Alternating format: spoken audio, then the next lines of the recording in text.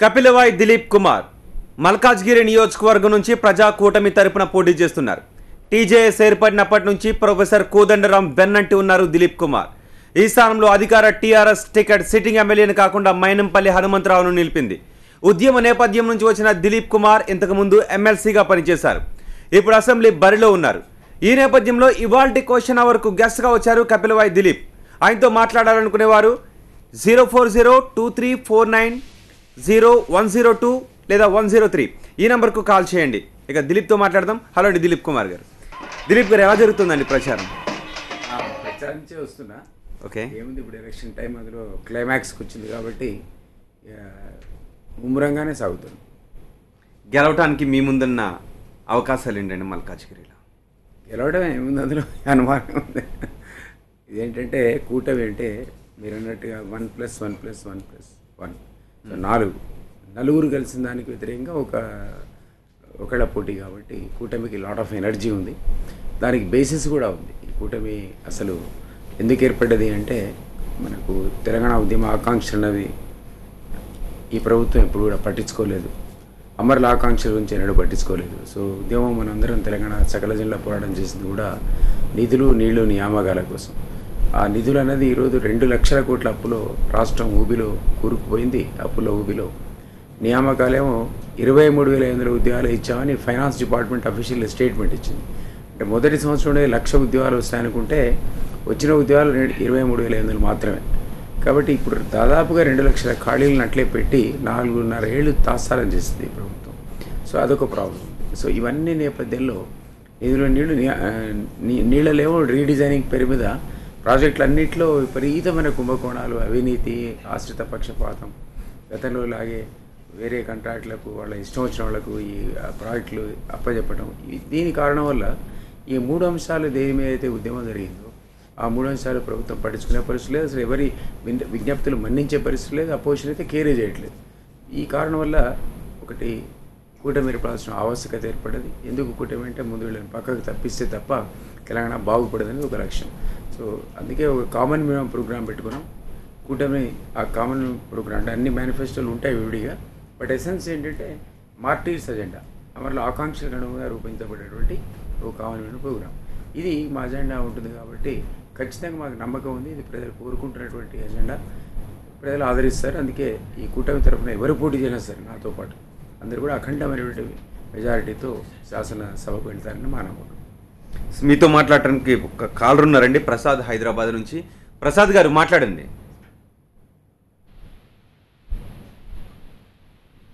Hello Prasad గారు చెప్పండి. Prasad, hello, Dilip Kumar గారు అండి మాట్లాడేది. అవును అవును అవును ప్రసాద్ చెప్పండి సార్. ఇప్పుడు అన్ని పొలిటికల్ పార్టీస్ కూడా చాలా వరకు వాళ్ళ అర్బన్ పాపులేషన్ ని, అర్బన్ ప్రజల యొక్క అవసరాలను పూర్తిగా విస్మరించిందని అనుకుంటున్నానండి. ముఖ్యంగా ఇప్పుడు ట్రాఫిక్ సమస్యలు, పొల్యూషన్, వీటన్నిటి గురించి ఏమాత్రం కూడా వాళ్ళ మేనిఫెస్టోలో ఏ విధమైనటువంటి స్పెసిఫికేషన్స్ ఏమి చేస్తామని చెప్పి ఏమి చెప్పలేదు. ఏదో జనరల్ గా చెప్పడం తప్పితే. అదేవిధంగా ముఖ్యంగా ఇప్పుడు మెట్రో లాంటి దాని గురించి కూడా ఏ విధమైనటువంటి క్లారిటీ లేదండి. ఇప్పుడు హైదరాబాద్ మెట్రో చాలా ఇయర్స్ పోస్ట్పోన్ అయింది ఒరిజినల్ ప్లాన్ కంటే. సో ఏ రాజకీయ పార్టీ కూడా దాన్ని సీరియస్ గా తీసుకొని దీన్ని ఇంకా మెట్రో ఏంటి, దీని గురించి ఇంకా అంటే ఎక్స్టెండ్ చేయాలా, ఈ విషయాల్లో ఏ విధమైనటువంటి ఒక స్పెసిఫిక్ అష్యూరెన్సెస్ కానీ దాని మీద ఫోకస్ లేదని చెప్పి చాలా మంది అర్బన్ పాపులేషన్ యొక్క అభిప్రాయం అండి. మీరేమనుకుంటారు? ఓకే, ఇప్పుడు ఏంటంటే ఆయన చెప్తున్న పద్ధతి అంటే అర్బనైజేషన్ అనేది ర్యాపిడ్గా జరిగింది కాబట్టి ట్రాఫిక్ సమస్యలు ఉత్పన్నమైనవి. ఈ అర్బనైజేషన్లో వచ్చినట్టు విపరీతమైన పాపులేషన్కి అనుగుణంగా డ్రైనేజ్ వ్యవస్థ కానీ, ఇన్ఫ్రాస్ట్రక్చర్ కానీ లేవు. ఈరోజు మేము కూటమి ద్వారా అధికారంలోకి వస్తే ఖచ్చితంగా ఈ ట్రాఫిక్ సమస్యలు పరిష్కరించే దిశగా కృషి చేస్తాం. అర్బనైజేషన్ కాకుండా శాటిలైట్ టౌన్షిప్ డెవలప్ చేస్తాం. ఈ నగరానికి చుట్టూగా మిగిలిన నగరాలు అయితే ఉన్నాయో వాటిని శాటిలైట్ టౌన్షిప్ డెవలప్ చేస్తే మెయిన్ సిటీ హైదరాబాద్కు ఈ తరలి రావడం అన్నది జనం తగ్గిపోతుంది. సో అట్లాంటి శాటిలైట్ టౌన్షిప్స్తో పాటు ఇక్కడున్న ట్రాఫిక్స్కి ప్రాబ్లమ్స్ అవుతున్నాయో వాటిని ఆల్రెడీ ఎంఎంటీఎస్ ఎక్స్టెండ్ చేయటం, మెట్రో రైలు వేరే ప్రాంతాల్లో కూడా కొన్ని దాంట్లో పెట్టడం, ఇవన్నీ ఒక పార్ట్ ఆఫ్ ది ప్రోగ్రామ్. తర్వాత ఇందులో రకరకాల ప్రాబ్లమ్స్ ఉంటాయి. డ్రైనేజ్ కానీ, వాటర్ సప్లై కానీ. ఒకసారి పాపులేషన్ పెరిగినాక ఒక క్వాలిటీ వాటర్ ఇవ్వలేరు, క్వాలిటీ డ్రైనేజ్ వ్యవస్థ కూడా మీకు ఉండదు. ఇది చాలా ప్రాబ్లమ్స్ క్రియేట్ చేస్తుంది. ఒకసారి ట్రాఫిక్ ఇబ్బందులు ప్రజలకు గురవుతారంటే ప్రొడక్టివిటీ దెబ్బతింటుంది. ఒక వ్యక్తి ఒక ప్లేస్ నుంచి తను వేరే డెస్టినేషన్ ఆఫీస్కి వెళ్ళాలంటే half an hour or 40 minutes is the reasonable time. అంతేగాని మీరు 2 hours 3 hours ట్రాఫిక్లో ఉన్నారంటే ఓవరాల్ ప్రొడక్టివిటీ మీద, డెవలప్మెంట్ మీద ఇంపాక్ట్ ఉంటుంది అది. సో వీటన్నిటిని అధిగమించడానికి ఒక సైంటిఫిక్ మెథడాలజీ మేము వాడతాం. ఆ పద్ధతిలోనే ఈ నగరాన్ని విస్తరిస్తాం. నగర విస్తరణకు గతంలో లాగా అట్లా అర్బనైజేషన్ కాకుండా సెటిలైట్ టౌన్షిప్ మీద ఫోకస్ ఉంటుంది. ఆ సెటిలైట్ టౌన్షిప్లో కూడా మెట్రో రైల్స్ ఇట్లా ఎక్స్టెండ్ చేసే పద్ధతి, ఎంఎంటీఎస్ పెట్టే పద్ధతి, వీటన్నిటికీ overall connectivity, then urbanization check చేసే పద్ధతి, పొల్యూషన్ కంట్రోల్ చేసే పద్ధతులను కూడా సీరియస్గా ఆలోచిస్తున్నాం. నేను పొందుపరిచాం కూడా ఈ కామన్ మినిమం ప్రోగ్రామ్.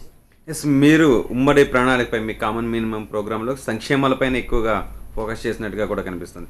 కానీ కేసీఆర్ అంటున్నారు దేశంలోనే తెలంగాణలో టీఆర్ఎస్ ప్రభుత్వం తప్ప ఇంక ఏ రాష్ట్రంలోనూ ఏ ప్రభుత్వం కూడా ఇన్ని సంక్షేమ పథకాలను ప్రవేశపెట్టలేదు అని.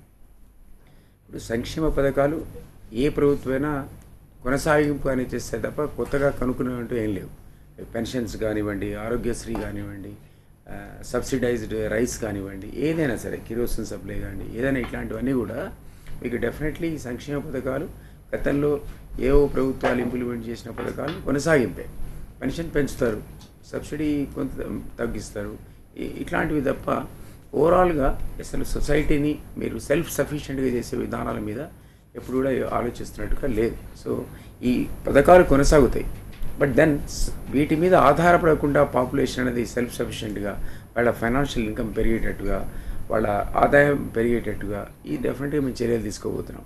ఓవరాల్గా మన దగ్గర ఎంప్లాయ్మెంట్ కనుక ఒక ఫ్యామిలీలో ఒకళ్ళు చేసి మిగిలిన వాళ్ళు వాళ్ళ మీద ఆధారపడితే ఆ బర్డెన్ ఎంత ఉంటుందో మనందరికీ తెలుసు. అట్లా కాకుండా అందులో ఒక 2-3 వాళ్ళ కనుక మీరు స్కిల్ ఇచ్చి లేదా ఎంప్లాయ్మెంట్ ఇచ్చి వాళ్ళ ఇండస్ట్రీలే పెట్టుకోవడానికి ఒక అవకాశం ఏర్పాటు చేసి ఇట్లాంటివన్నీ మీరు చేసినప్పుడు ఏమవుతుందంటే ఇది ఒక్కళ్ళ ఇన్కమ్ మీద ఇద్దరు బతికేటువంటి పరిస్థితి పోతుంది. సో ఇట్లాంటి overall development of the society ఏదో కాన్సెప్ట్ కనుక మనం పెట్టుకుంటే ఈ సంక్షేమ పథకాలు అవసరం లేని పరిస్థితి కూడా వస్తుంది. సో ఆ పాపులేషన్లో మేము ఇచ్చే 1000 కోసం ఆయన పడిగాపులు కాస్తున్నాడన్న, రేషన్ షాప్ దగ్గర పెద్ద క్యూలు ఉన్నాయన్న, దాని అర్థం ఏంటంటే ప్రజలు బయింగ్ కెపాసిటీ తక్కువ ఉన్నట్టు అర్థం. అసలు ఎక్కువగా బయింగ్ కెపాసిటీ ఉన్నవాడు రేషన్ షాప్కి పోనేపోడు. Middle class, upper middle class వాడు ఆ జోలికే పోడు.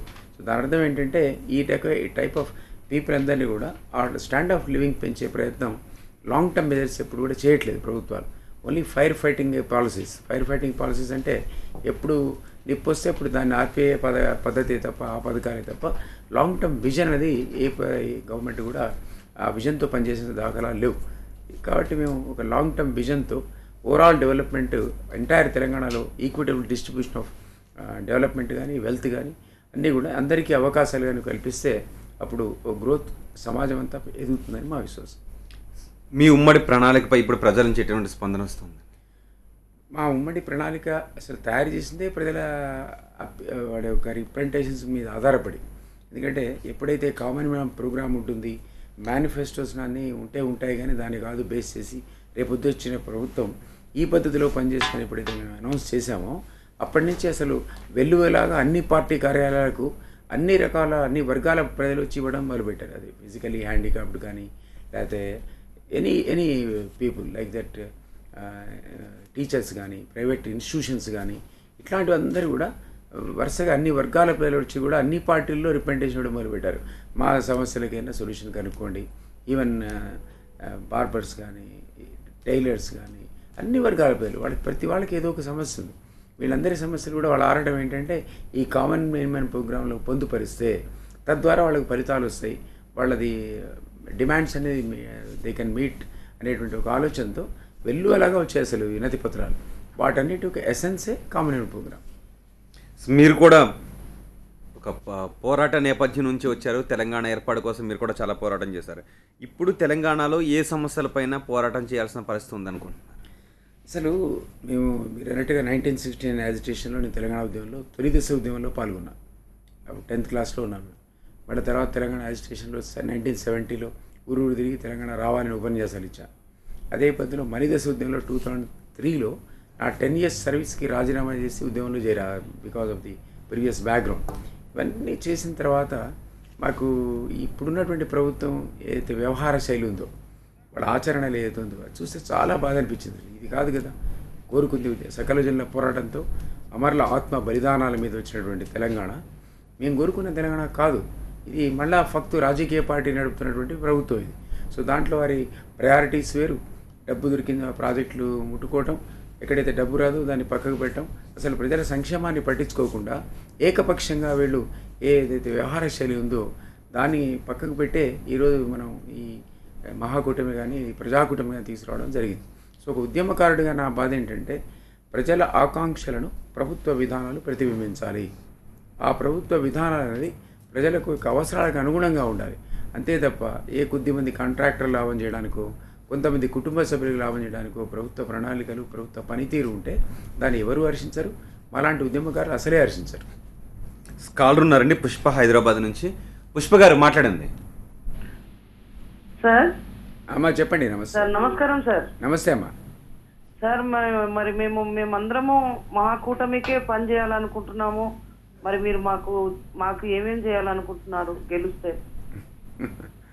ఎక్కడి నుంచి అమ్మా మీరు? సార్ నేను మల్కాజ్గిరి నుంచి మాట్లాడుతున్నాను సార్. నా కాన్స్టిట్యున్సీ అనమాట.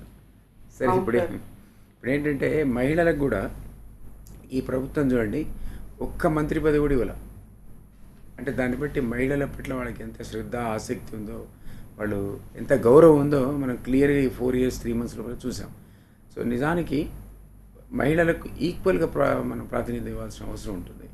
ఒక మహిళలనే కాదు, వాళ్ళ కోసం సంక్షేమ పథకాలు కూడా వాళ్ళు కానీ లేకపోతే ఎస్సీ ఎస్టీ బీసీ ఈ వర్గాలన్నిటికీ కూడా అసలు మెయిన్ స్ట్రీమ్లోకి తీసుకొచ్చేటువంటి ప్రయత్నం సిన్సియర్గా ప్రభుత్వాలు చేయవు. ఏదో అరకొరగా బడ్జెటరీ కేటాయింపులు. ఇప్పుడున్న ప్రభుత్వం ఎస్సీ కాంపోనెంట్ నుంచి కూడా బడ్జెట్ డైవర్ట్ చేస్తుంది, ఎస్టీ కాంపోనెంట్ నుంచి కూడా బడ్జెట్ డైవర్ట్ చేస్తుంది. ఇది జరిగితే పీనల్ యాక్షన్ ఉంటుందని గతంలో నేను ఎమ్మెల్సీ ఉన్నప్పుడు కూడా ఒక చట్టంలో మార్పులు తీసుకొచ్చాం. అది అసలు జరిగిన దాఖలాలే. ఏకపక్షంగా నిర్ణయాలు తీసుకోవడం, డబ్బులు విచ్చలవిడిగా ఇటు నుంచి అటు నుంచి మార్చుకోవడం, ఎస్సీ కాంపోనెంట్ ఏదైతే మనం టచ్ చేయకూడదు దాన్ని కూడా టచ్ చేయడం, ఇవన్నీ చేయడం వల్లే ఒక అసంతృప్తి అనేది ఉంది. మొత్తం సర్వత్రా ఒక అసంతృప్తి ఉంది. ఈవెన్ ఉమెన్లో కూడా ఒక అసంతృప్తి ఉంది. ఎందుకంటే వాళ్లను సమాజంలో సమాన స్థాయిలో చూస్తూ వాళ్ళ వెల్ఫేర్ కోసం, వాళ్ళ ఆరోగ్యం కోసం సరైనటువంటి పథకాలు ప్రవేశపెట్టిన దాఖలాలు అయితే ఎక్కడ లేవు. మనకు తెలుసు గర్భిణీ స్త్రీలకు ఉండేటువంటి ప్రాబ్లమ్స్ ఏంటో. వాళ్ళు ఏదో కిట్స్ అని అదని ఇదని ఇస్తున్నా అది నామమాత్రంగా అరకొర సహాయమే తప్ప సంపూర్ణంగా వాళ్ళ ఆరోగ్య భద్రత గురించి కానీ వాళ్లకు రక్షణ ఇచ్చేటువంటి పథకాలు కానీ లేవు. అపార్ట్ ఫ్రమ్ దట్ ఈవెన్ వాళ్లకు సమాజంలో రకరకాల సమస్యలు ఎదుర్కొంటూ ఉంటారు మహిళలు. వాళ్ళ వేధింపులు ఉంటాయి, వాళ్ళు చాలా సందర్భాల్లో వరకట్న చావులు ఉంటాయి. ఇట్లాంటివన్నిటి కూడా కాకుండా అసలు సొసైటీ లోపల ఒక ఓవరాల్ డెవలప్మెంట్ మీద ఫోకస్డ్గా మహిళలను సంక్షేమం గురించి ప్రభుత్వం ఆలోచించట్లయితే అనిపించట్లేదు. కాబట్టి మేము అధికారంలోకి వస్తే ఖచ్చితంగా ఈ సెక్షన్స్ అన్నిటి కూడా మేము చూస్తాం. ప్రతి సెక్షన్ మీద ఫోకస్ చేస్తాం ఇంతకుముందు అన్నట్టు. కాబట్టి వాటిని పొందుపరిచాం. సో ఒక ప్రత్యేకంగా కాంప్రహెన్సివ్ పాలసీ ఒకటి తీసుకొచ్చి మహిళా శిశు సంరక్షణ అనేది మా ప్రాధాన్యతగా వస్తాం. ప్రజలు కోరుకుంటున్న తెలంగాణ ఇది కాదు అంటూ టీఆర్ఎస్ ప్రభుత్వం పైన మీరు యుద్ధాన్ని ప్రకటించారు. అలాంటి యుద్ధంలో 4 పార్టీలు కలిసి యుద్ధం చేయాల్సిన అవసరం కనిపిస్తోందంటారా ప్రజలు కోరుకుంటున్న తెలంగాణ కానప్పుడు? డెఫినెట్లీ ఇప్పుడు అన్ని పార్టీలు గతంలో కూడా కలిసాయి. ఇది కొత్త విశేషం కాదు. తెలంగాణ తెచ్చే సందర్భంలో కూడా రాజకీయ పార్టీలన్నీ కూడా తమ అజెండాలు పక్కకు పెట్టి, ఐడియాలజీస్ పక్కకు పెట్టి, ఒక ఆర్ఎస్యూ నుంచి ఆర్ఎస్ఎస్ దాకా ఇటు రాడికల్స్ అటు కంప్లీట్గా రిలీజియస్ టైప్ ఆఫ్ ఇన్స్టిట్యూషన్స్తో సహా ప్రతి వాళ్ళని కూడా ఉద్యమంలో మేము కలిపాం. మీరు చూసారు జేఏసీ అనేది ఒక అద్భుతమైనటువంటి ప్రక్రియ. అది జాయింట్ యాక్షన్ కమిటీ. అందులో అన్ని రకాల పార్టీలని, ప్రజా సంఘాలని, కుల సంఘాలని, సకల జనులు ఉన్నారు.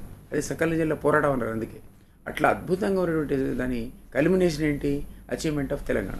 సో ఎందుకు వచ్చింది ఆ తెలంగాణ అంటే ఇంతమంది ప్రజలు మాకు ఇది కావాలి ఇది కావాలి ఇది కావాలని కోరుకుంటే మా ఆకాంక్షలు నెరవేరటం లేదు కాబట్టి మాకు మీరు వద్దు, మా తెలంగాణ మాకు ఇవ్వండి అన్నారు వాళ్ళు. ఒకసారి తెలంగాణ వాళ్ళది వచ్చినాక మరి ఆ సెక్షన్ ఆఫ్ పీపుల్ అన్రెస్ట్ ఎందుకుంది? మాలాంటి వాళ్ళం కానీ వేరే సెక్షన్స్ ఆఫ్ పీపుల్ కానీ ఇంతకుముందు మాట్లాడిన మహిళ కానీ అంతకంటే ముందు మాట్లాడే ప్రసాద్ కానీ వీళ్ళందరూ కూడా ఎందుకు ఆవేదన పరిస్తుంది? ప్రభుత్వం కనుక ఉద్యమ ఆకాంక్షలకు అనుగుణంగా పనిచేసి ఉంటే ఈరోజు అసలు ప్రజాకూటమి కట్టాల్సిన అవసరమే లేదు. ప్రొఫెసర్ కోదండరామ్ ఎవరైతే రాజకీయాలంటే విముఖత ఉందో, ఎన్నడూ కూడా రాజకీయాల మీద ఆసక్తి లేదు, ఒక పబ్లిక్ పోస్ట్ ఎప్పుడు కాంటెస్ట్ చేసే ప్రయత్నం చేయని ప్రొఫెసర్ కోదండరామ్ గారు ఏ కారణం చేత ఈరోజు ఒక రాజకీయ పార్టీ తెలంగాణ జనసమితి పెట్టాల్సి వచ్చింది. ఎందుకు అంటే ప్రజల ఆకాంక్షలు, ఉద్యమ ఆకాంక్షలు నెరవేరట్లేదు కాబట్టి. అందుకని అది మనం ఒక రకంగా ఇప్పుడు టీఆర్ఎస్ని గద్దెదించాలి అంటే వాళ్ళ విధానాలు కొనసాగితే వచ్చే డెఫినెట్గా మళ్ళీ ఒకసారి వాళ్ళు ఎలక్ట్ అయితే తెలంగాణ అనేది సమూలంగా విధ్వంసం అయిపోతుంది. దాన్ని కాపాడడం ఉద్యమకారులుగా పనిచేసినటువంటి మా వాళ్ళ ఒక బాధ్యతగా మేము అనుకున్నాం. ప్రొఫెసర్ కోదండరాం కానీ మాలాంటి లైక్ మైండెడ్ పీపుల్ కానీ ఇట్లా అనుకోవడం వల్లనే ఒక కూటమి ఏర్పడ్డది. కాబట్టి మరొకసారి రాజకీయ పార్టీల అజెండాలు పక్కకు పెట్టి, వ్యక్తిగత ఇంట్రెస్ట్లు పక్కకు పెట్టి అందరం ఏకమవాల్సినటువంటి ఏకతాటి మీదకి రావాల్సిన అవసరం మళ్ళా ఏర్పడ్డది. తెలంగాణ ఉద్యమ సాధనా క్రమంలో ఏ విధంగా అయితే అందరం ఏకమైనాం, మరొకసారి అందరం కూడా సమిష్టిగా కలిసి ఒక కూటమిలాగా ఏర్పడితే తప్ప ఈ ప్రభుత్వాన్ని దించలేమైనటువంటి ఒక అండర్స్టాండింగ్కి వచ్చాం. కాబట్టి ఈరోజు కూటమి ఆవిర్భవించింది. కాలర్ ఉన్నారండి, క్రాంతి హైదరాబాద్ నుంచి. క్రాంతి మాట్లాడండి. నమస్కారం సార్, బాగున్నారండి? నమస్తే నమస్తే, బాగున్నానండి, చెప్పండి సార్. ఇది నేను మల్కాజ్గిరి ఆనంద్బాగ్ నుంచి మాట్లాడుతున్నాను. సమస్యలు అయితే చాలా ఉన్నాయి. చెప్పండి. పోటీకి 3 ఉన్నారు, దాంట్లో కొద్దిగా చదువుకున్న వారు మీరు ఒక్కరే కనబడుతున్నారు. మరి మళ్ళా నిరుద్యోగులకి మీరేం చేస్తారు అనేది ఒకసారి.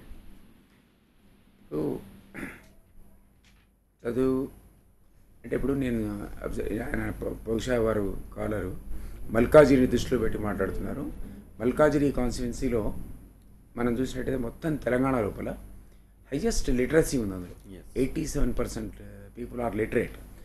దాంతో సహజంగా అందులో అన్ఎంప్లాయ్మెంట్ కూడా అదే స్థాయిలో ఉంది. ఎంత ఎడ్యుకేషన్ ఉందో అంత అన్ఎంప్లాయీస్ ఉన్నారు. సో యూత్ అనేవాళ్ళు చాలామంది నిరుద్యోగ సమస్యతో సతమతమవుతున్నప్పుడు అక్కడ ఒక ఫ్రస్ట్రేషన్ కూడా వాళ్ళు గురవుతున్నారు అన్ఎంప్లాయీస్. సో నేనేమంటానంటే ఒకవేళ ప్రజాకూటమి అధికారంలోకి వస్తే మొదటి సంవత్సరంలోనే టీఆర్ఎస్ లాగా కాకుండా వెరీ ఫస్ట్ ఇయర్లో 1,00,000 వేకెన్సీలు నింపడం జరుగుతుంది. అది ఒక శుభవార్తే నిరుద్యోగులకు, యువకులకు.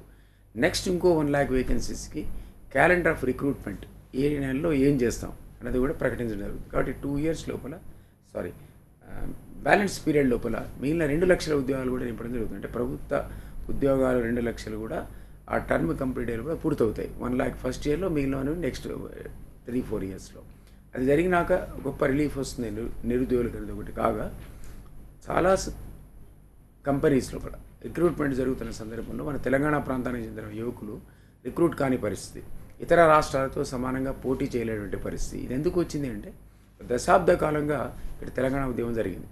దానికి ముందు వరుసలో ఉండి పోరాడిన వాళ్ళు యువకులే, నిరుద్యోగులే, లాయర్లే, ఇట్లాంటి వాళ్ళు సకల జల్లు పోరాడిన ఒక చాలా హాట్గా పరిగెత్తి మరి ఉద్యమం యొక్క స్వరూపాన్ని వేడెక్కించిన వాళ్ళు ఈ విద్యార్థులు, యువకులు, నిరుద్యోగులే. సో వాళ్ళు ఈరోజు ప్రభుత్వం ఏర్పడ్డ 4 ఏళ్లలో కూడా వాళ్ళకి ఏ విధమైన అవకాశాలు రాకపోవడంతో అది ప్రభుత్వ రకమైన, ప్రైవేట్ రకమైన చాలా తీవ్రమైన అసంతృప్తికి గురయ్యారు. నా మట్టుకు నేను ఒక job Mela, skill Mela and loan Mela expert. ఈ గత 2 ఏళ్లలో నేను ట్విన్ సిటీస్లో 10 జాబ్ మేళాస్ కండక్ట్ చేశాను. ఈ 10 జాబ్ మేళాస్లో 150 కంపెనీలు ప్రతిసారి ఆల్ ఓవర్ ఇండియాలో పిలవడం, విద్యార్థులకు అడ్వర్టైజ్మెంట్ ద్వారా ఈ జాబ్ మేళా ఉందని చెప్పడం, వాళ్ళు పార్టిసిపేట్ కావడం. ఒక్కో సందర్భంలో 25,000 మంది, కీస్ హై స్కూల్లో పెడితే 22,000 మంది, రైల్వే డిగ్రీ కాలేజీలో పెడితే 25,000 మంది, అట్లా వేలాదిగా విద్యార్థులు నేను పెట్టిన జాబ్ మేళాస్ అటెండ్ అయ్యారు. ఇది అబ్సల్యూట్లీ ఫ్రీగా చేశారు. అంటే వాళ్ళ దగ్గర ఛార్జ్ చేయలేదు, కంపెనీకి ఛార్జ్ చేయలేదు. ఒక వెన్యూ క్రియేట్ చేయడం, ఫెసిలిటీ క్రియేట్ చేయడం, అక్కడ వాకింగ్ ఇంటర్వ్యూస్ లాగా పిల్లలు సెలెక్ట్ కావడం. అట్లా ఈ 10 జాబ్ మేళాలో you will be surprise to know that 25,200 మందికి జాబ్స్ వచ్చాయి. సో అది మాకు ఒక ఎక్స్పర్టైజ్ ఉంది అందులో. అట్లాగే రికగ్నైజ్ నేషనల్ బ్యాంక్స్ ఏవైతే ఉన్నాయో వాటిని కూడా కూర్చోబెట్టి అసలు మనం ఉద్యోగం వద్దనుకుంటే మన సొంతంగా ఏ పరిశ్రమ పెట్టుకోవచ్చు, దానికి ఎంత లోన్ కావాలి, అట్లాంటి అప్లికేషన్స్ వాళ్ళకి కౌన్సిలింగ్ కూడా ఇప్పించాము. ఆ రకంగా బ్యాంకుల నుంచి లోన్ తీసుకున్న వాళ్ళు కూడా వేలాదిగా ఉన్నారు మా జాబ్ మేళా లోపల. ఇవి కాకుండా ఎవరైతే సక్సెస్ఫుల్ కాని విద్యార్థులు, యువకులు ఉంటారో వాళ్ళకి ఫ్రస్ట్రేషన్ ఉంటుంది, అక్కడ కూడా ఏం జరగలేదని. సో వాళ్ళు ఎందులో ల్యాకింగ్, వాళ్ళకి ఏం కావాలి, వాళ్ళకి ఏ స్కిల్ ఉంటే జాబ్ వస్తుంది కూడా మేము స్టడీ చేసి వాళ్ళందరికీ కూడా ప్రాపర్గా గైడెన్స్ ఇవ్వడానికి స్కిల్ మేళా కూడా అందులో ఇంక్లూడ్ చేసాం. అంటే ఏ కంపెనీస్ ఏ రకాల స్కిల్స్ ఇస్తాయో ఈ విద్యార్థులను అటువై ఎన్రోల్ చేసుకున్నారు. అంటే వేలాదిగా అందులో ఈ ఎన్రోల్ చేసుకున్న విద్యార్థుల్ని బ్యాచ్లుగా విభజించి రకరకాల శిక్షణా సంస్థల వాళ్ళకు శిక్షణ కూడా ఇచ్చాయి ఫర్ ది పాస్ట్ 2 ఇయర్స్లో. సో మళ్ళీ సెకండ్ ఇంటర్వ్యూలో, థర్డ్ ఇంటర్వ్యూలో లేదా ఇంకో నగరంలో జరిగిన ఇంటర్వ్యూస్లో ఈ పిల్లలు రిక్రూట్ అయ్యే అవకాశాలు ఇంప్రూవ్ అవుతాయి. సో ఇంతకుముందు మిత్రుడు అడిగిన దానికి నా సమాధానం ఏంటంటే ఇట్లాంటి అవకాశాలను యువకులు గమనించాలి. ఎక్కడ జాబ్ మేళాస్ ఉన్నాయి, ఎక్కడ స్కిల్ మేళాస్ ఉన్నాయి. గవర్నమెంట్ ఆఫ్ ఇండియాలో రకరకాల స్కీముల్లో స్కిల్ అన్నది అబ్సల్యూట్లీ ఫ్రీ, వీళ్ళేం ఫీజులు కట్టాల్సిన అవసరం లేదు. సో ఓన్లీ ఆ ఫెసిలిటీ అవైల్ చేసుకుంటే తమకున్న స్కిల్స్ మరింత పదును పెట్టి ఏదైతే మార్కెట్లో కంపెనీలు వాళ్ళ నుంచి ఆశిస్తున్నాయో ఆ స్థాయిలో ప్రతిభ కనుక చూపించగలిగితే వాళ్ళకు ఉద్యోగం వస్తుంది. సో ఆ రకంగా కూడా మేము ఫెసిలిటేట్ చేస్తున్నాం. సో అట్లాంటివి ఒకసారి అధికారంలో లేకుండానే ఇంత కష్టపడ్డా మేము అధికారం కనుక మాకు తోడైతే రేపు ప్రజాకూటమి అధికారంలోకి వస్తే అఫీషియల్గానే ఇట్లాంటి జాబ్ మేళాస్ యొక్క సంఖ్య పెంచి స్కిల్కు మినిమం ఒక 1000 కోట్ల రూపాయలు ఒక ఈచ్ ఇయర్ బడ్జెట్లో కేటాయించి రకరకాలుగా యువకులను ప్రోత్సహించే పద్ధతులను ఆలోచిస్తాం. కానీ కూటమి అధికారంలోకి వస్తే సంక్షేమ పథకాలన్నీ రద్దు అయిపోతాయి అంటున్నారు టీఆర్ఎస్ నాయకులు. అంటే రద్దు ఏమవుతాయి? సో నేను ఇంతమంది అయిపోయాను. టీఆర్ఎస్ ఏం కొత్తగా సంక్షేమ పథకాలను కనుక్కున్నది కాదు, అవి కొనసాగింపు మాత్రమే. 1000 రూపాయల పెన్షన్ మీరు 1500 చేసి ఉండొచ్చు, 3000 చేసి ఉండొచ్చు, అంతే తప్ప అసలు ఆ పథకమే లేదనడం మీనింగ్లెస్. అది ఇదే పద్ధతిలో మేము వచ్చినా కూడా వృద్ధాప్య పెన్షన్ రద్దు చేస్తామా, లేకపోతే ఫీ రియంబర్స్మెంట్ రద్దు చేస్తామా? మేము వ్యవస్థను మీరు నాశనం చేశారు. ఈ రోజు కూడా కార్పొరేట్ స్థాయిలో ఉన్నటువంటి స్కూల్లే ఫ్లరిష్ అవుతున్నాయి తప్ప ప్రభుత్వ రంగంలో ఉన్న విద్యా సంస్థల్లో చేరడానికి ఎవరు కూడా ఉత్సాహం చూపించట్లేదు. ఎందువల్ల? మీరు వాటి మీద ఫోకస్ పెట్టలేదు. ఆ స్కూల్స్ని మీరు సంస్కరించలేదు, వాటిని రిపేర్ చేయలేదు, వాటికి టాయిలెట్స్ లేవు, అమ్మాయిలకు కూడా టాయిలెట్స్ లేవు, అబ్బాయిలకు కూడా టాయిలెట్స్ లేవు. ఇట్లాంటి దయనీయమైన పరిస్థితికి ఈ ప్రభుత్వ రంగ పాఠశాలని నెట్టివేయబడ్డాయి. అదే పద్ధతిలో మీకు విద్యారంగం వైద్య రంగంలో కూడా ఈ హాస్పిటల్స్ ప్రైమరీ ఎడ్యుకేషన్లో ఉన్నటువంటి అంత సిస్టమ్ కొలాప్స్ అయిపోయింది. ఆ సిస్టమ్ని విచ్ఛిన్నం చేశారు. నేను అందుకే ఇంతకుముందు అన్న రకరకాల పబ్లిక్ ఇన్స్టిట్యూషన్స్ అన్నీ కూడా నాశనం అయిపోయినారంటే కారణం అది. దాని మీద మీరు ఫోకస్ పెట్టకపోవడం వల్ల ఇప్పుడు గవర్నమెంట్ హాస్పిటల్లో పోయి ట్రీట్మెంట్ తీసుకోవాలంటే సామాన్యుడు భయపడే పరిస్థితి. సో వాడికి ఉన్నటువంటి మొత్తం డబ్బంతా అయితే ఎడ్యుకేషన్ కార్పొరేట్ స్కూల్ కడతాడు, లేదా తీసిపోయి కార్పొరేట్ హాస్పిటల్ కడతాడు. ఈ రెండు వాళ్ళకి మేజర్ ప్రాబ్లమ్స్. సో వాళ్ళందరూ కూడా చాలా ఫైనాన్షియల్గా వెనకబడే పరిస్థితి ప్రభుత్వమే కల్పించింది. ఒకవేళ కూటమి అధికారంలోకి వస్తే బస్తీ క్లినిక్స్, మొహల్లా క్లినిక్స్ పెడతాం. వాటిని కార్పొరేట్ స్థాయిలో ప్రైమరీ హెల్త్ సెంటర్సే ఉంటాయి. అక్కడ ఇచ్చేటువంటి మందులు absolutely free.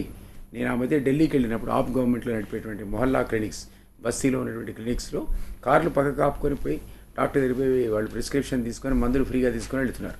Rich and poor అనేది తేడా లేకుండా అందరికీ కూడా అందుబాటులో ఉండేటువంటి అంటే ఫ్రీ, అది అబ్సల్యూట్లీ ఫ్రీ.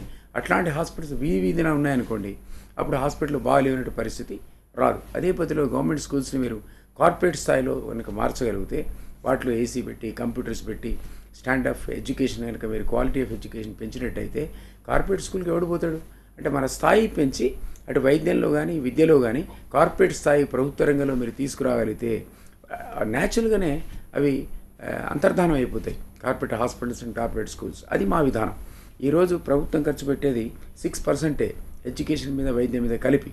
బట్ వెరాజ్ ప్రజాకూటమి అధికారంలోకి వస్తే 24% బడ్జెటరీ కేటాయింపు, అందులో విద్యా వైద్య రంగాలను సమూల సంస్కరణ తీసుకొచ్చి ఆన్ పార్ విత్ కార్పొరేట్ వ్యవస్థతో సమానంగా వాటిని ఇంప్రూవ్ చేసే ఆలోచనలు ఉన్నాం. కాబట్టి డెఫినెట్గా పీపుల్ దాన్ని వెల్కమ్ చేస్తారని నేను ఆశిస్తాను. ప్రజాకూటమిలో పార్టీల నుంచి టీజేఎస్కు ప్రచారానికి ఎలాంటి మద్దతు లభిస్తుంది? ఎవరి నుంచి? ప్రజాకూటమిలో మిగిలిన పార్టీల నుంచి టీజేఎస్కు. వెల్, అందులో పార్ట్నర్స్గా ఉన్నటువంటి కాంగ్రెస్ కానీ టీడీపీ కానీ సిపి కానీ ఫుల్లీ కమిటెడ్ ఉన్నారు. ఆ కార్డర్స్కి ఇనిషియల్గా 2-3 డేస్ ఏదో గ్యాప్ వచ్చింది తప్ప ఇప్పుడు ఇన్స్ట్రక్షన్స్ వెళ్ళిపోయాయి. ప్రతి నియోజకవర్గంలో స్థాయిలో అదే పద్ధతిలో డివిజన్ స్థాయిలో కూడా కోఆర్డినేషన్ కమిటీస్ వేసుకున్నాం. ఈ కోఆర్డినేషన్ కమిటీలో ఈ 4 పార్టీల వాళ్ళు కూడా ఉన్నారు. తద్వారా ఏ ప్రోగ్రామ్స్ డిజైన్ చేయాలన్నా ఈ కమిటీయే డిసైడ్ చేస్తుంది. ఆ కమిటీ డిసైడ్ చేసిన ప్రోగ్రాంలో మేము ప్రస్తుతానికి ఆ పద్ధతిలో ప్రచారాన్ని కొనసాగిస్తున్నాం. కాబట్టి పరస్పర సహకారం అనేది అద్భుతంగా ఉంది. ఇది సొంతంగా పోటీ చేస్తామన్న స్థాయి నుంచి కేవలం 8 సీట్లకే పరిమితం కావడాన్ని ఏ విధంగా అర్థం చేసుకోవాలి టీజేఎస్? ఇప్పుడు ఇంతకుముందు నేను చెప్పాను మీకు, మాకు పార్టీ పెట్టిన తర్వాత హార్డ్లీ 4 months లోపల ఈ ఎలక్షన్స్ మా మీదకి వచ్చి పడ్డాయి. ప్రజలందరి మీద రుద్దపడ్డాయి ఎలక్షన్స్. ఎందుకంటే క్లియర్గా 5 years టర్మ్ మీకు ఇచ్చిన తర్వాత ఎందుకు దీన్ని కుదించి మీరు 9 నెలల కాలాన్ని వదులుకుంటున్నారు అనే దానికి అసలు సీఎం దగ్గర జవాబే లేదు, ప్రభుత్వం దగ్గర జవాబు లేదు. ఆయన ఎవరిని అడిగింది లేదు. ఎంపీలను కానీ ఎమ్మెల్యేలు కానీ క్యాబినెట్ కలీగ్స్ని అడిగి కన్సల్ట్ చేసినట్టుగా అనిపించలేదు. ఎందుకంటే క్యాబినెట్ ముందు ప్రస్తావనకు వచ్చిన 1 minute ఏకవాక్య తీర్మానం చేసి బయటకు వచ్చారు. అంటే ఆయన ముందు నోరు విప్పడానికి కూడా ఏ మంత్రి సాహసించలేదు. ఇది వద్దని కానీ అవునని కానీ చర్చ లేకుండా ఏకవాక్య తీర్మానం తీసుకొచ్చి అసెంబ్లీ డిజాల్వ్ చేసి ఆయన ఎన్నికలకి వెళ్ళిపోయాడు. కాబట్టి ఇవన్నీ కూడా ఒక దాని ఈ విధానం లోపల ఒక మాకు స్కోప్ ఏమొచ్చిందని మా పార్టీ లాంటిది ఏమిటంటే మేము 4 monthsలో కన్సాలిడేట్ కాలేకపోయాం. మా క్యాడర్స్ పూర్తి స్థాయిలో గ్రామానికి పోలేదు. సో మేమేమనుకున్నామంటే ఈరోజు అతన్ని గద్దె దించాలనుకుంటే మనం కొంత కాంప్రమైజ్ కాక తప్పదు.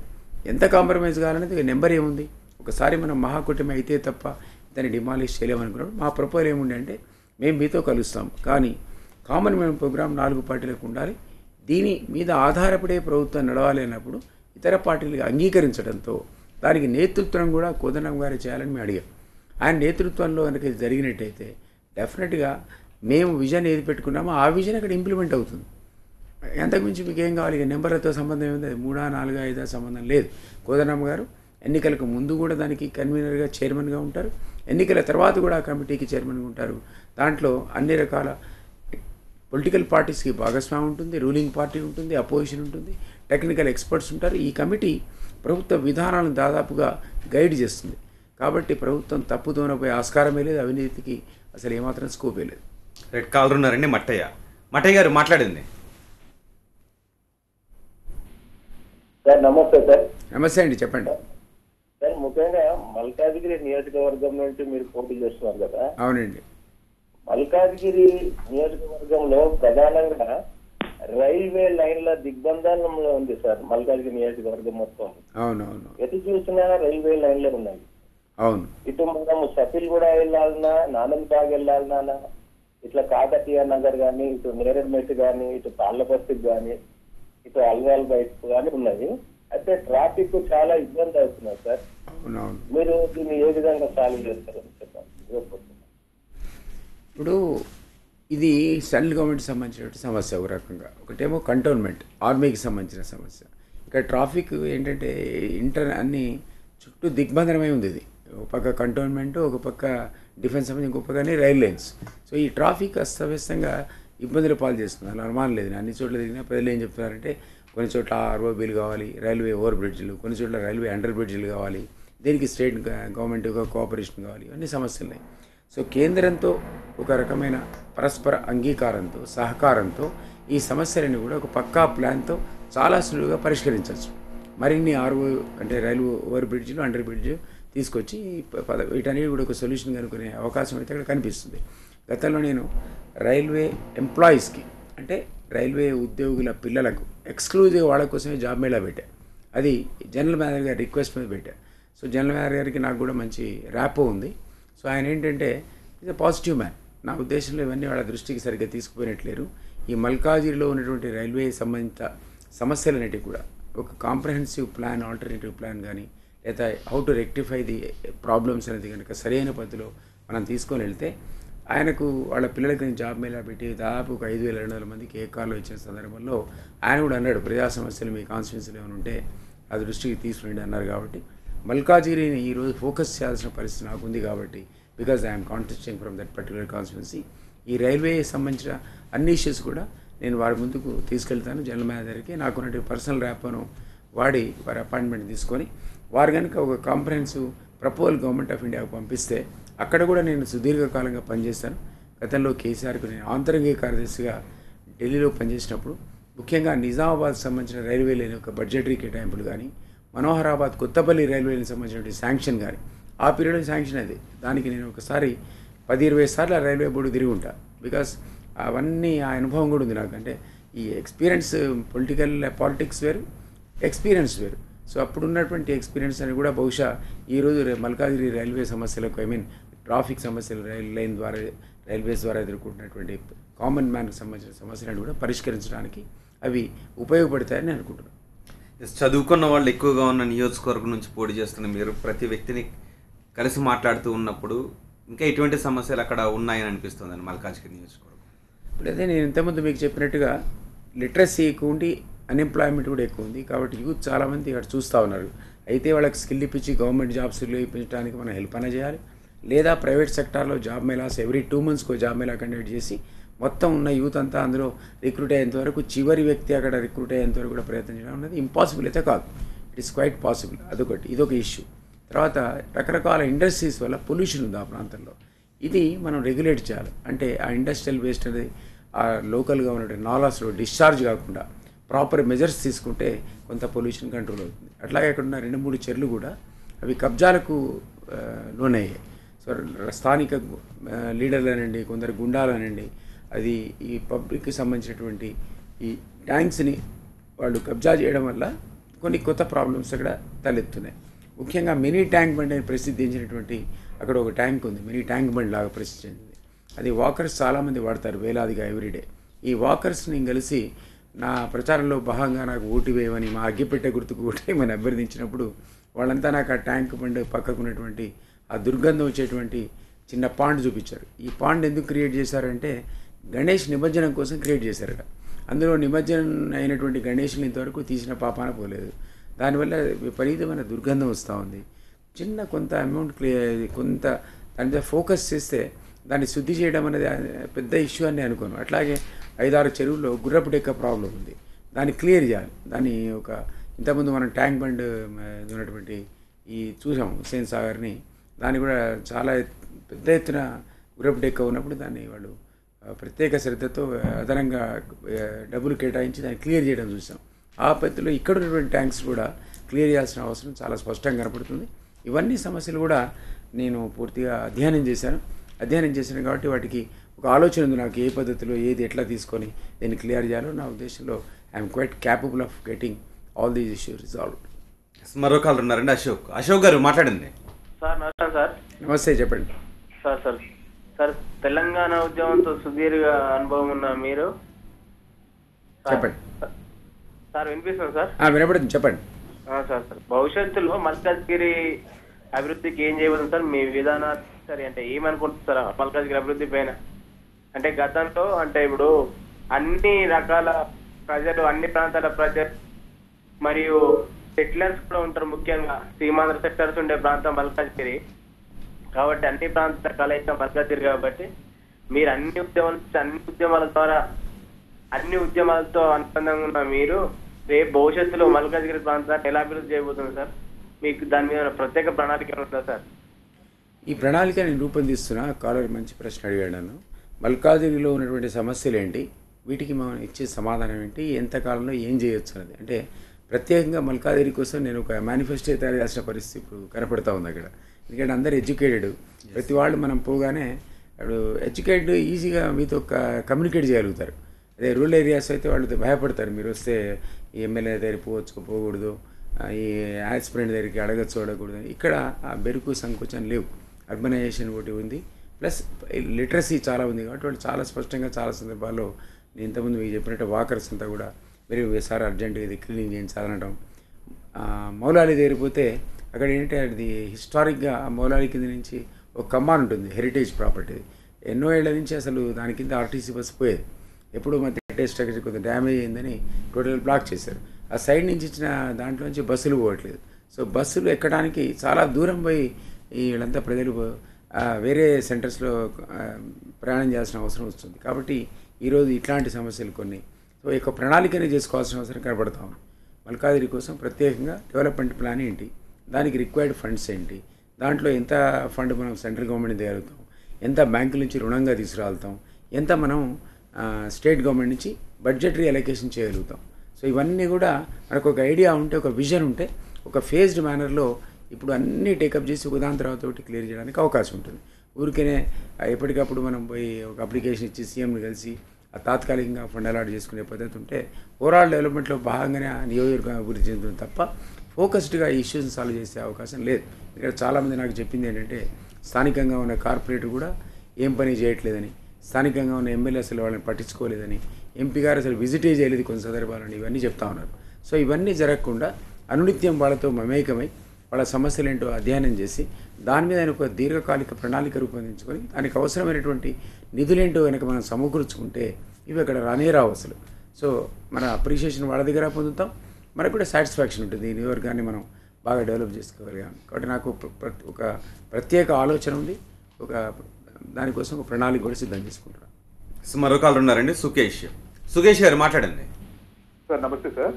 నమస్తే, చెప్పండి సార్. ఇప్పుడు మా ఆంటర్ప్రినర్స్ ఉన్నాడు సార్, వాళ్ళకి మీరు ఏం చేయగలుగుతారు sir? So I didn't get you. Entrepreneur sir, సొంత బిజినెస్ స్టార్ట్ చేసుకుందాం అంటే మనకి సహాయం ఓకే ఓకే ఓకే. నేను ఇంతకుముందు కూడా చెప్పాను అది. నేను మాకు ఒక టీం ఉంది, ఎక్స్పర్ట్ టీం ఉంది.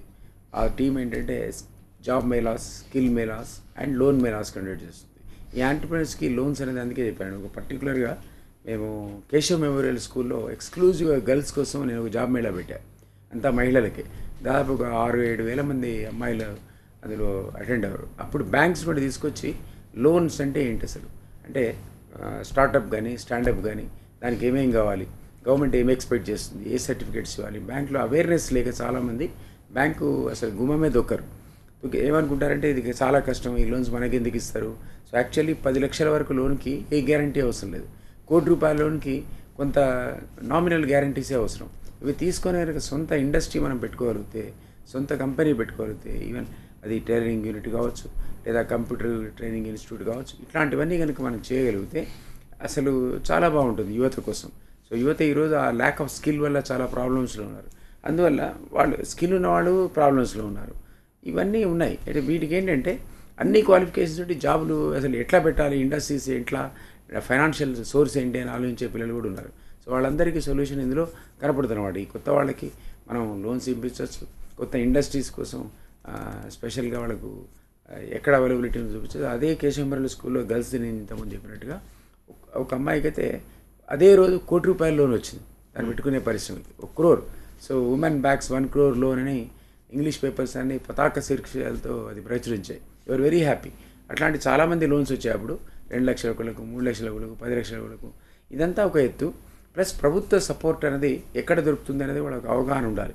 అట్లాంటి శిక్షణ అవగాహన శిబిరాలు కూడా మేము కండక్ట్ చేస్తుంటాం. అది తెలిసి ఉంటే మీకు ఈజీ అవుతుంది. అది ఏ రకంగా ఇండస్ట్రీ స్టార్ట్ చేయొచ్చు, దాని ద్వారా మనం ఏ ఇన్సెంటివ్స్ పొందొచ్చు, ప్రభుత్వం యొక్క సబ్సిడీలు ఏంటి, రాయితీలు ఏంటి, ఇవన్నీ కూడా అర్థం చేసుకొని ప్రాపర్ పద్ధతిలో కనుక మనం యాంటర్ప్రినర్ ఎవరైనా ముందుకు వస్తే వాళ్ళకి నిజానికి లాట్ ఆఫ్ స్కోప్ ఉంది వాళ్ళ ఇండస్ట్రీ డెవలప్ చేసుకోవడానికి. అసలు మనం ఒక ఉద్యోగం ఎత్తుకునే బదులు వాళ్ళే ఒక 10 మందికి ఉద్యోగం ఇచ్చే స్థాయికి ఆ యువకులు నిలబడతారు, యువకులు. సో అది మేము ఆశిస్తున్నాం. అట్లాంటి క్యాంప్స్ కూడా లోన్ మేళాలు, అదేవిధంగా స్కిల్ మేళాలు కండక్ట్ చేయడం, అపార్ట్ ఫ్రమ్ జాబ్ మేళాస్ చేస్తే వాళ్ళకి ఈ రకమైన ఆపర్చునిటీస్లో ఒక అవగాహన స్పష్టంగా వస్తుందని మల్కాజ్గిరి డెఫినెట్గా నేను రాబోయే రోజుల్లో ఫోకస్ చేయబోతున్నాను.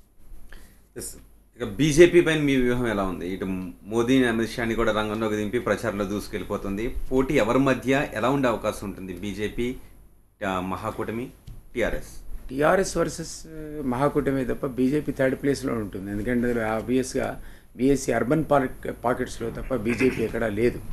బీజేపీ ఇతర ప్రాంతాల్లో ఇంత సీనియర్ పార్టీ అయినా కూడా సంస్థాగత నిర్మాణం అనేది వాళ్ళకి లేదు. నాకు తెలిసి ఎక్కడో సూర్యాపేటలో అభ్యర్థి పవర్ఫుల్ కాబట్టి కాస్త బీజేపీ ప్రెజెన్స్, అట్లాగే ఇక్కడ మహబూబ్నగర్లో ఒక అభ్యర్థి పవర్ఫుల్ కాబట్టి బీజేపీ ప్రెజెన్స్ తప్ప మల్కాజిగిరిలో కూడా యాక్చువల్లీ పవర్ఫుల్ క్యాండిడేట్ ఆయన. మామూలుగా అయితే అంతకుముందు 2,000 ఓట్లతోనే ఓడిపోయాడు. కానీ అప్పుడు అతనికి ఉన్న ఓట్లకు టీడీపీ బలం ఉండింది. ఇప్పుడు టీడీపీ కూటమిలో ఉంది. So state away 50 to 60% vote bank అంతా టీడీపీ, అది అతని దగ్గర చేరిపోతుంది.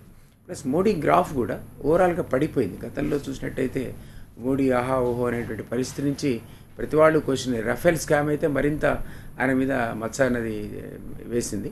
సో ఇట్లాంటి స్కామ్లన్నీ ఉదాహరణ తర్వాత బయటకు వస్తున్న సందర్భంలో గతంలో ఉన్నటువంటి క్లీన్ ఇమేజ్ బీజేపీకి లేదు.